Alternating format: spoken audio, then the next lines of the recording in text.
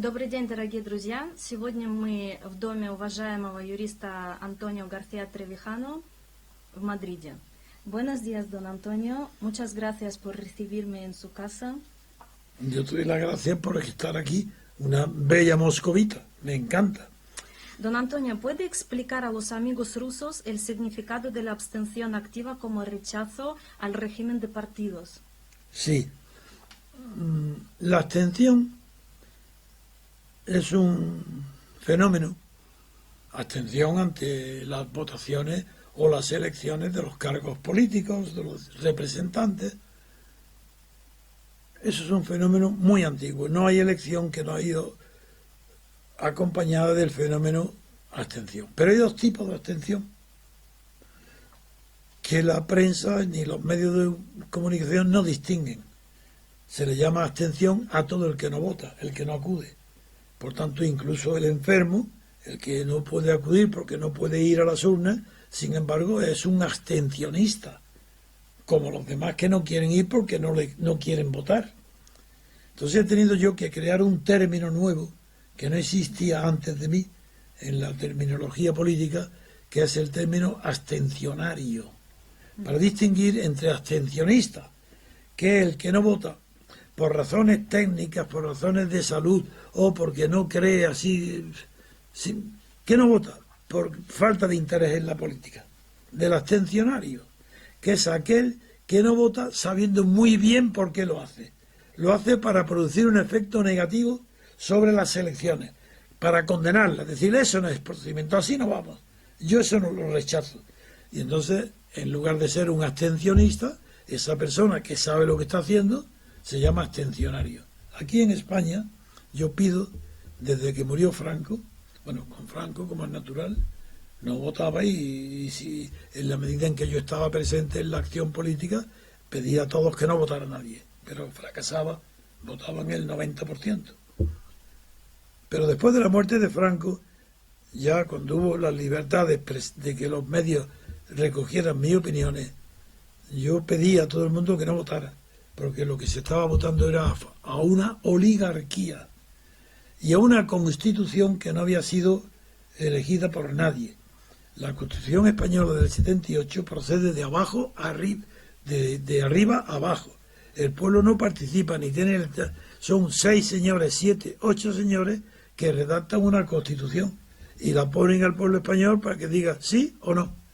Claro, decir no es decir que continúen las leyes del movimiento que eran de Franco.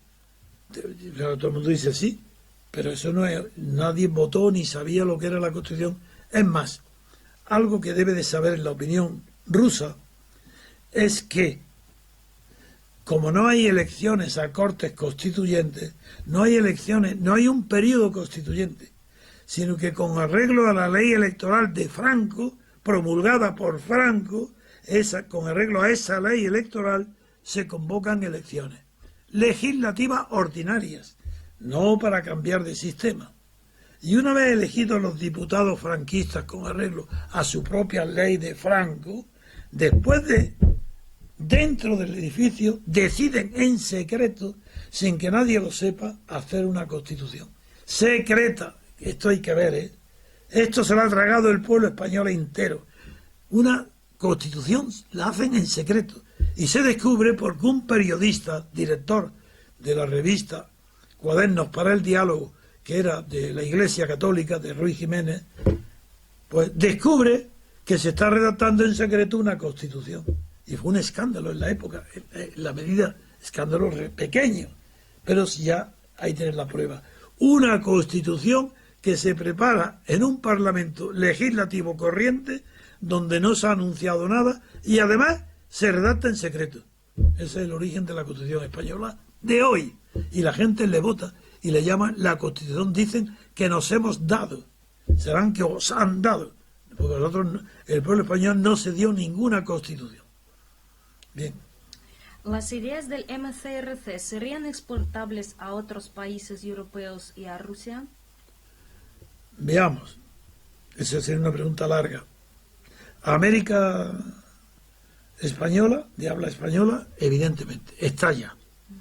Así, el movimiento de ciudadanos hacia la República Constitucional está presente ya en la acción pública de Venezuela y está organizándose en Argentina con el primer filósofo argentino, que se llama Alberto Buela. Está presente en Ecuador con una de las grandes familias de Guayaquil, que lo está organizando, empezando, Gustavo, que vendrá dentro de poco a España. No, hoy creo que viene, me parece. Incluso creo que hoy viene aquí a Madrid, pero que lo está organizando también. Y está en muchos países iniciándose. Y responde perfectamente a la idiosincrasia cultural y política de la América española. La pregunta que queda: ¿es exportable a Rusia? Como Rusia procede de una dictadura, de un Estado dictatorial, España también procede de un Estado dictatorial, y la elaboración de mi teoría política ha sido motivada por ese Estado dictatorial, ha sido la respuesta a la dictadura. He tenido que descubrir un concepto que antes no existía.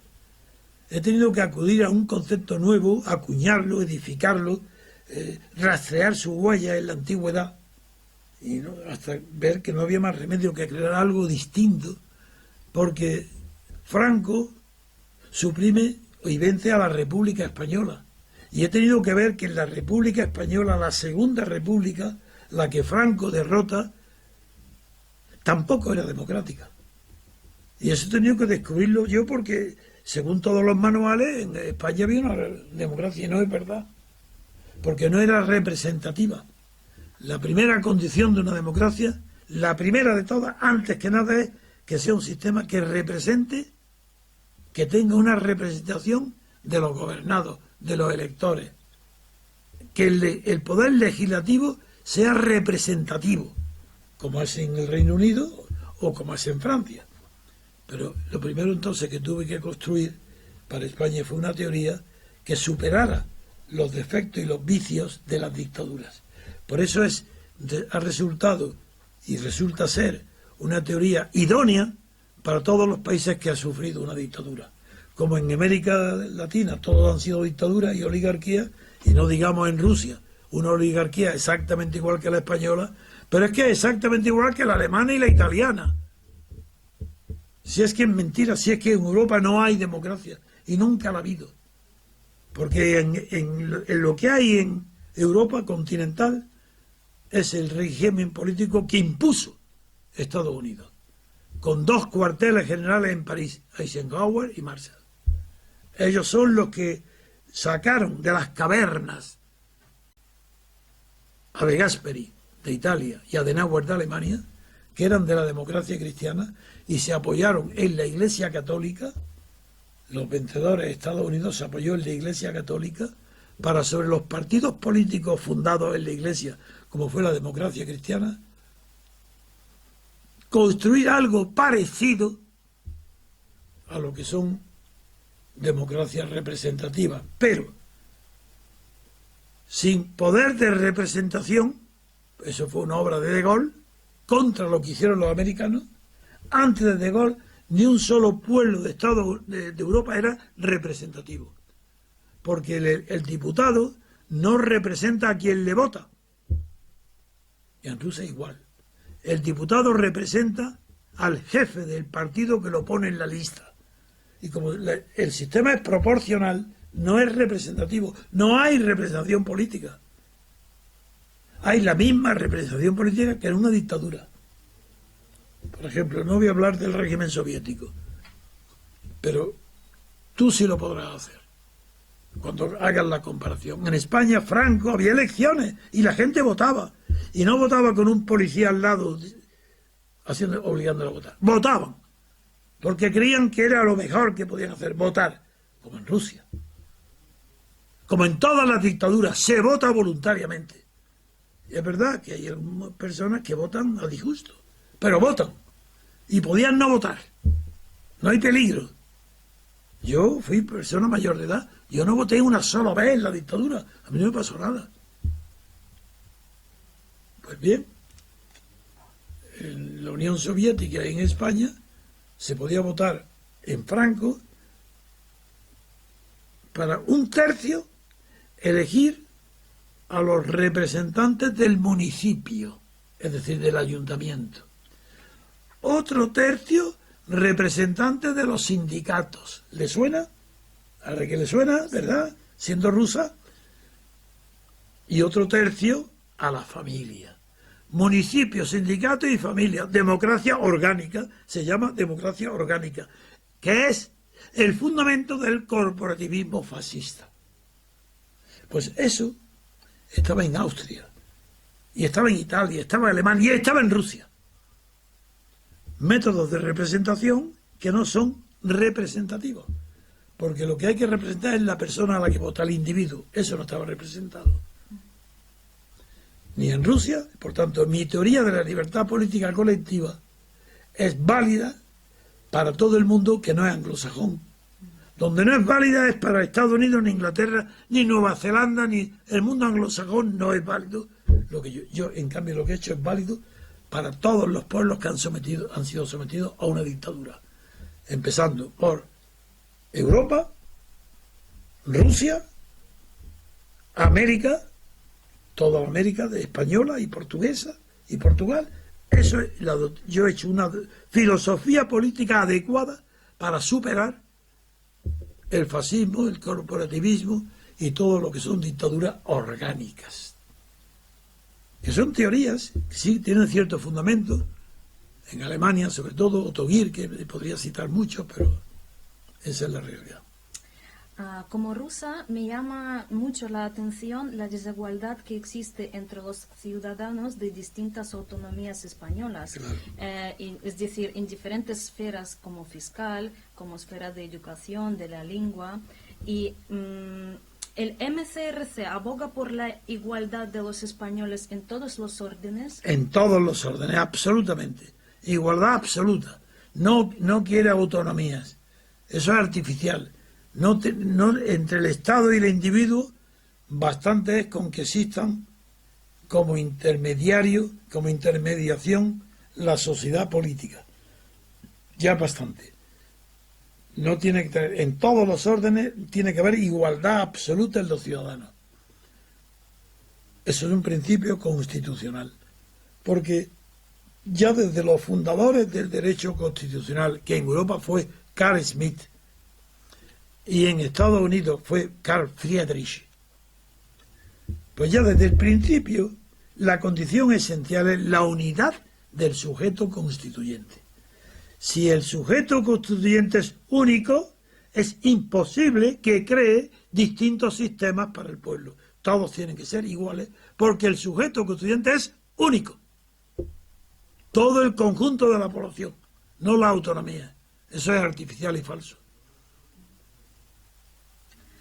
Don Antonio, la decadencia que usted denuncia de la sociedad española en la política, la cultura, ¿es una consecuencia del sistema o está ligado al carácter español en general?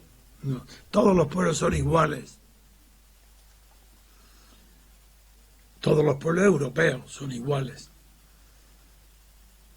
España tiene mucho parecido con Rusia. ¿Por qué Rusia tiene el Quijote más ediciones por habitante que ningún país del mundo? ¿Por qué gusta tantísimo la literatura rusa en España? Porque tiene muchos orígenes que la hacen parecerse en su historia. España pudo no haber sido nunca europea, haber sido africana. Era en el límite de Europa, un cabo de suelto ahí, más cerca de África que de los Pirineos. Era más difícil pasar los Pirineos que pasar a África. Y decidió España ser europea, echando de la península, arrojando una guerra larga de siglos, llamada Reconquista, a los árabes, a los musulmanes, porque ello fue una guerra de religión, fue la cristiandad contra los musulmanes. ¿Y qué le pasó a Rusia? Decirme, exactamente lo mismo. ¿Pero quiénes son los duques de Moscú? Pero antes era Kiev, la capital, la tercera Roma. ¿Pero qué pasa con los duques de Moscú? Pues que pudiendo haber sido Rusia Mongolia, asiática, decidió ser europea. Y por eso es esa atracción tan grande que existe en la literatura rusa y en la historia rusa, entre la atracción por Europa, que el sumum es la derrota de Napoleón, el Congreso de Viena, con el zar Alejandro, ese es el sumum, y la separación de Europa, que es la que ha querido luego los regímenes moscovitas. Pero, del mismo modo que España no se identificó totalmente con Europa y retrasó su cultura mucho con relación a la europea, igual le pasó a los rusos. Lo mismo, que era más atrasado que el resto de Europa cuando llegó la Revolución Soviética. Y como España parecía que era otra cosa, que aquello era diferente. No, era lo mismo. Y cuando cae el muro de Berlín, muchos 10 años antes ha caído ya el régimen soviético, porque Europa Rusia no era Asia, era Europa. Y el parecido con España es extraordinario en la historia, el temperamento, el carácter y todo. Es muy atractivo para un español la amistad con Rusia, muchísimo. Y si Rusia supiera la atracción que siente el español medio, el corriente, hacia Rusia, se quedarían estupefactos. Es más querida Rusia en España que en ningún país limítrofe. Claro, Polonia como y Lituania, Letonia, Estonia, Finlandia tienen una tradición de miedo a Rusia. España eso no sabe lo que es, al contrario. Y tiene una afinidad, una cantidad de rasgos culturales que son como los rusos. Yo disfruto con la literatura rusa, porque como español la entiendo como si fuera un ruso. Yo la entiendo de verdad. Don Antonio, ¿usted considera que el individuo debe tener algún tipo de obligación patriótica con el Estado? Me refiero al servicio militar, algún servicio social, porque por ejemplo en Rusia sí que los hombres tienen la obligación de servir en un año en las fuerzas militares. Sí, yo creo que el concepto de patria no puede ser obligatorio ni artificial. Tiene que arrancar desde lo más primitivo del niño pequeño, de la escuela. Entonces la pregunta que me hace sería difícil de contestar si prescinde de los antecedentes. Pero en un país que ha cultivado desde el principio el amor a sus padres, a sus abuelos, a su tierra, a sus maestros, a su paisaje desde niño, es normal que al llegar a la mayoría de edad se le exija que haga algo por su patria. Pero con una diferencia. Hablemos del patriotismo. El patriotismo es un sentimiento natural. Y del mismo modo que el amor entre un hombre y una mujer es un sentimiento natural, yo sigo diciendo amor entre un hombre y una mujer. Yo no digo entre dos mujeres ni entre dos hombres. Eso pertenece a un tipo de civilización ajena por completo a lo que es de verdad la cultura. Eso son deformaciones producidas por la socialdemocracia. Pero eso no es natural. Eso no son civilizaciones montadas sobre la naturaleza, sino sobre culturas artificiales que tienen que estar siendo alimentadas. Eso explica que la patria, ¿para qué? Eso no vale para nada. No puede ser obligatorio lo que es natural. Y lo natural es educar desde la infancia a un niño, primero, en la cercanía de sus padres, en la cercanía de sus vecinos, porque la solidaridad entre los hombres, entre los seres humanos, entre los animales está clara, hasta cierta edad. Pero la solidaridad es un producto cultural. No tenemos unos genes que nos obliguen a ser solidarios, sino según la cultura que has tenido, te nace unos sentimientos de solidaridad. Bueno, pues en Europa tenemos unos sentimientos de solidaridad hoy mucho más pequeños, más residuales que en los pueblos primitivos. Yo conozco bien África, he estudiado muy bien la antropología, porque tuve que ocuparme de la independencia de Guinea Ecuatorial, pues tuve que estudiar África de verdad. Bueno, pues en África el sentimiento patriótico no está relacionado con el Estado, pero sí que está relacionado con la tribu, con la gentilicia, con la gente, y eso es fuertísimo, mucho más que en Europa. Y en Europa se pierde por razones artificiales, porque lo normal es que sigamos admirando y queriendo a nuestros paisajes, a nuestros amigos de colegio, a nuestra familia, eso es lo natural. Y si no es así, es porque hay una represión de una cultura artificial. Yo no creo en ninguna cultura que tenga que ser cultivada artificialmente. Y por tanto, sí, creo que hay que educar para que los individuos hagan algo, un esfuerzo en favor de sus semejantes, y eso se llama patria.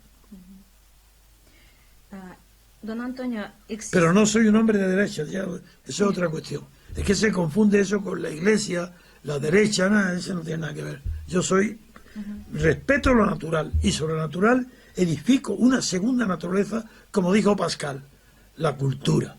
Pero la cultura, si no está montada en lo natural, es artificial. Vale.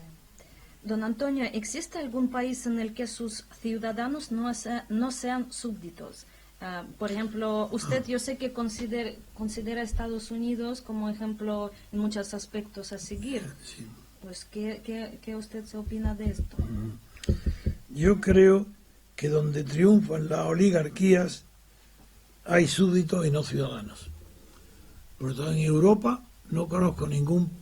Sí, en Suiza, diré porque en Suiza y en el Reino Unido, en Inglaterra, hay una tradición que ha formado y educado a ciudadanos. Pero no quiere decir que sean democracias, ni en Suiza ni en Inglaterra. Pero sí hay ciudadanos que saben que tienen que hacer un esfuerzo por su país, lo admiten. Saben, por ejemplo, en Suiza el servicio militar obligatorio existe y cuando se licencian tienen que llevarse el fusil a su casa. Saben que tienen que tener algo de... sea simbólico, pues yo creo que nadie va a atacar a Suiza. Pero Suiza, Inglaterra, hay ciudadanos. En el resto de Europa no hay ciudadanos, hay súbditos. Porque para ser ciudadano tienes que tener conciencia de tu poder. Entre un ciudadano y un súbdito la diferencia no está en que el ciudadano puede votar y el súbdito no. No. Hoy votan los dos. No, la diferencia es que el ciudadano es consciente de que solo es ciudadano si los demás lo son. Si no, no hay un ciudadano aislado. La ciudadanía es una cualidad de conjunto. O es colectiva o no hay. Entonces, en Europa no hay ciudadanos colectivos porque no tienen una libertad colectiva, sino una libertad regalada por Estados Unidos. Es que en Europa no hay libertad autóctona. Mira, pronuncié un discurso en el Parlamento de Estrasburgo, antes de morir Franco. En nombre de la Junta Democrática me prepararon Chesón y otros diputados y políticos del mercado común que era entonces, me prepararon un discurso en Estrasburgo, en el Parlamento. Y dije literalmente, en el año 1976, dije en Estrasburgo, vosotros, bueno, yo represento, hablaba en Estrasburgo en nombre de la oposición a Franco, en nombre de los que luchamos por la conquista de la libertad política. Y no venimos a pediros ayuda, simplemente vengo a que sepáis, vosotros, que vuestra libertad que os tiene sentados aquí en Estrasburgo no es vuestra. Vosotros no lo habéis conquistado eso. Eso lo ha conquistado el ejército de Estados Unidos. En cambio, nosotros, si podemos seguir la lucha y ayudáis a que no interfiera nadie, ni vosotros mismos en nuestros asuntos, conquistaremos la libertad política. Y será la primera vez que en Europa haya una libertad política europea, que no se debe a los americanos, sino a los españoles. Cuando todavía yo tenía esperanza de que después de Franco, la Junta que yo había formado, la Junta Democrática, y lo que se llamó Plata Junta, se seguirían unidas y vencerían. Antes de que yo fuera difamado, pues eso lo creía al alcance de la mano, y lo teníamos casi. En el pasado se consideraban poderes fácticos a la Iglesia o el ejército. ¿Estos poderes son actualmente solo económicos o siempre han sido económicos? ¿Cómo usted piensa? No. La expresión poderes fácticos fue creada por mí. Antes de que yo la escribiera y la creara, en los folletos y los pasquines que yo hice para la propaganda contra Franco, nadie decía poderes fácticos. Porque con la palabra poder fáctico yo no designaba al ejército ni a la Iglesia. No, ese ha sido el error que han hecho luego.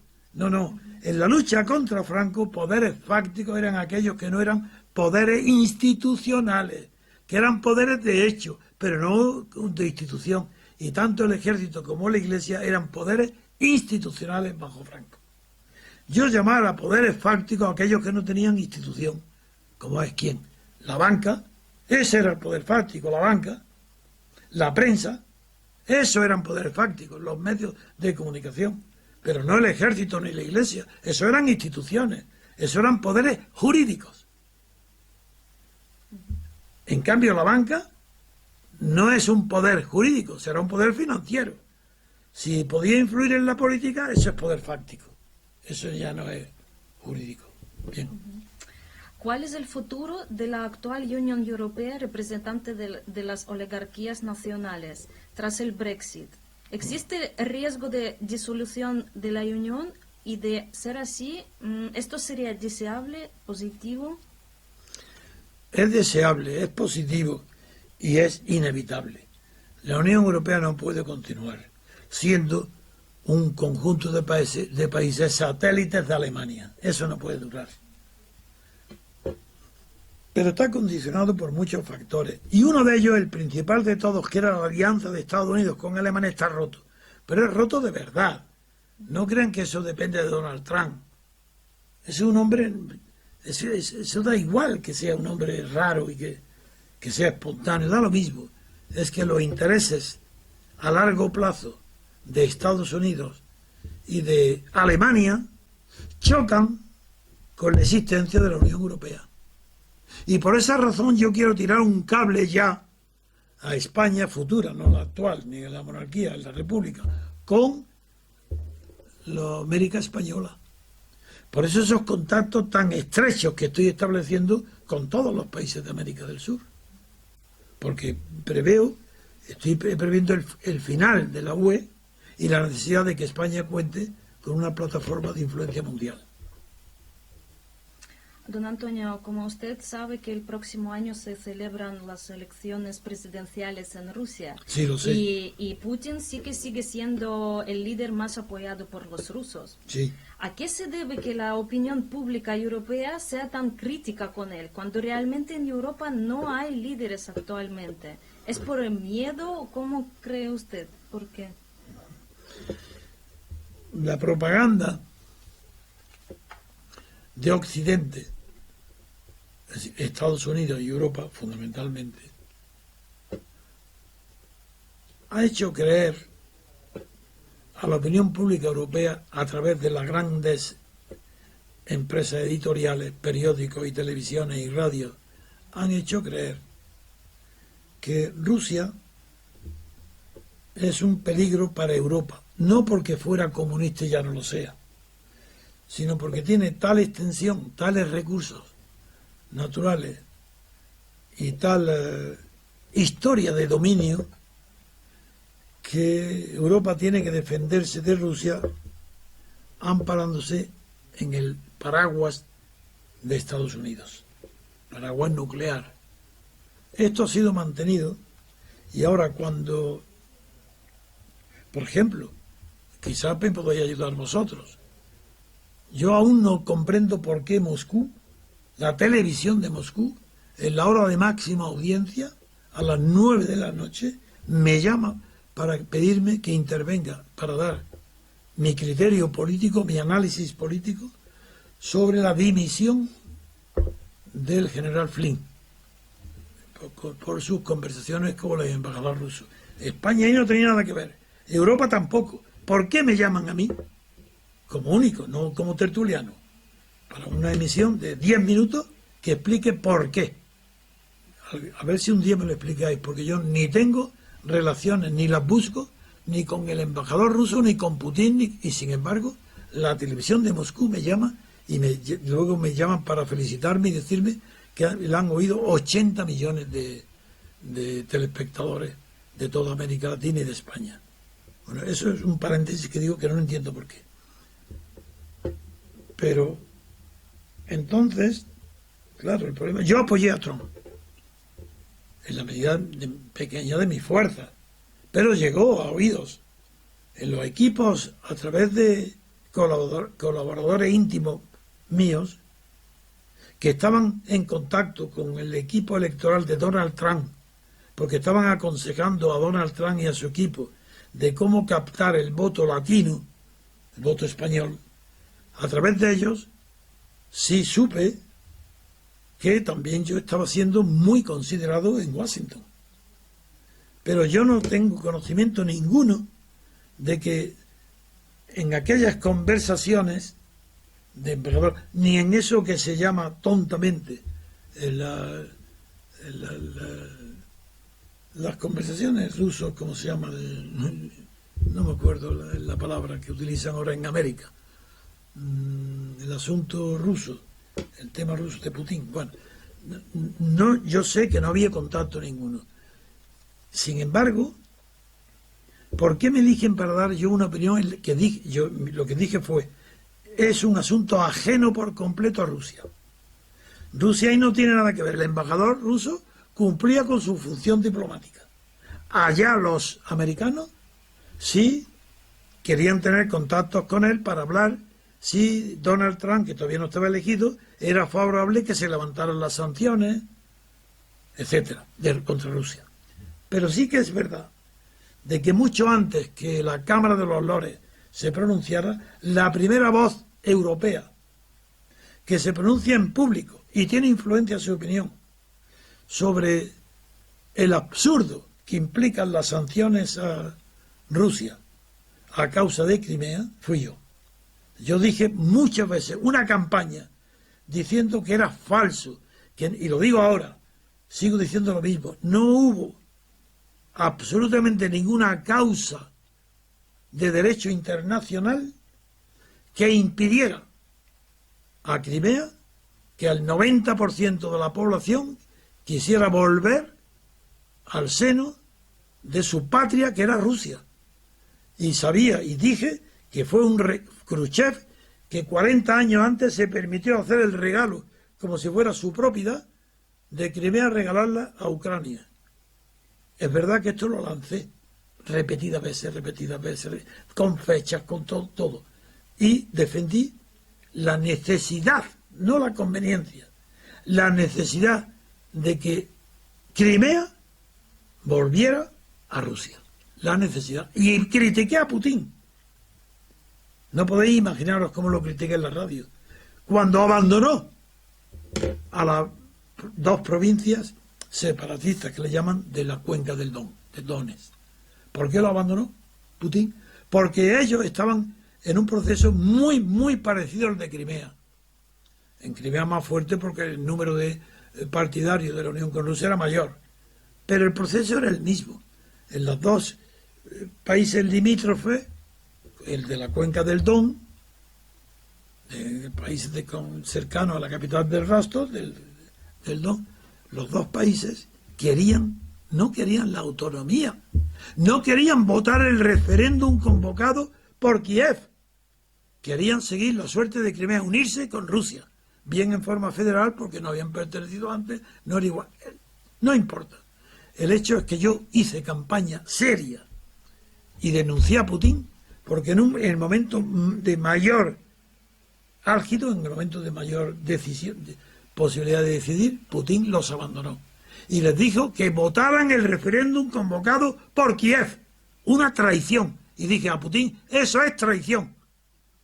Porque eran habitantes rusos o de habla rusa que querían de verdad el acuerdo concreto con Rusia. Y como la responsable de toda esa crisis había sido la señora Merkel, porque fue la que impidió la continuidad normal de un tratado comercial entre Ucrania y Rusia, prometiéndole que si no renovaba el acuerdo con Rusia, la Unión Europea le ofrecería un acuerdo mucho mejor.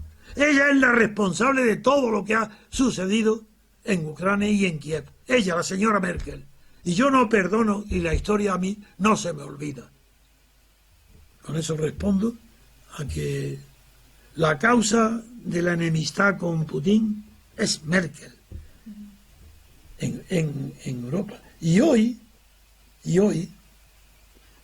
se está produciendo la paradoja de que la irreconciliable postura de política económica entre Donald Trump y Merkel está haciendo a la oligarquía financiera alemana, que está padeciendo las consecuencias de la penalización del comercio con Rusia, están planteándose seriamente el asunto ahora, en Alemania.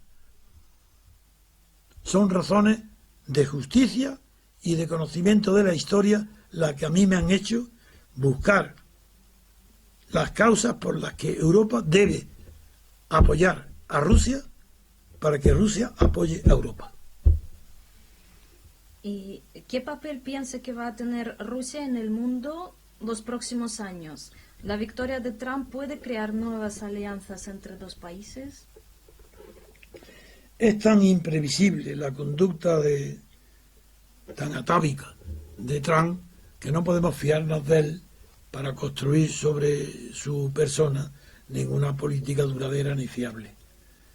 Pero Putin es un hombre frío, es un hombre contradictorio. Rusia no es una democracia, es una oligarquía. Sin reformas internas, sin una constitución verdadera, es difícil que Rusia llegue antes que otros países europeos a la democracia. Pero creo que la evolución de los acontecimientos mundiales favorece a Putin. Creo que Putin, no digo que sea acierto suyo, acierto, digo que los acontecimientos que se adivinan en el mundo, en China, en la India, en América Latina y en el propio Donald Trump, imprevisible, todo eso favorece a Putin. Y creo que hoy Putin está en una postura que puede estudiar muy bien cuál va a ser las líneas del futuro europeo. Y debe plantearse cosas muy a fondo. Ahora, no conozco si la preparación cultural de Putin le alcance a comprender de lo que yo estoy hablando. Yo estoy hablando de cuestiones a muy largo plazo.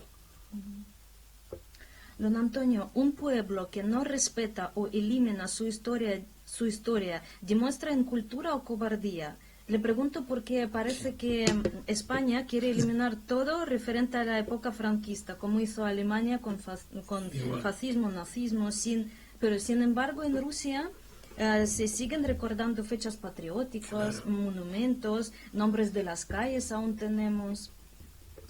Voy a explicarte por qué hay esa diferencia entre Rusia y el resto de Europa. El resto de Europa continental ha sido vencida. Rusia no ha sido vencida. La guerra mundial la gana la Unión Soviética. Exactamente igual que la gana Estados Unidos. Por eso explica por qué Putin puede recordar los asuntos patrióticos y por qué en Europa no. Porque Europa es vencida. Y la Unión Soviética fue vencedora en la guerra, igual que Estados Unidos e Inglaterra. Ahí ves el espejo. Los vencedores de la guerra, Estados Unidos, Inglaterra y Putin, son los que hoy tienen la voz cantante en el mundo.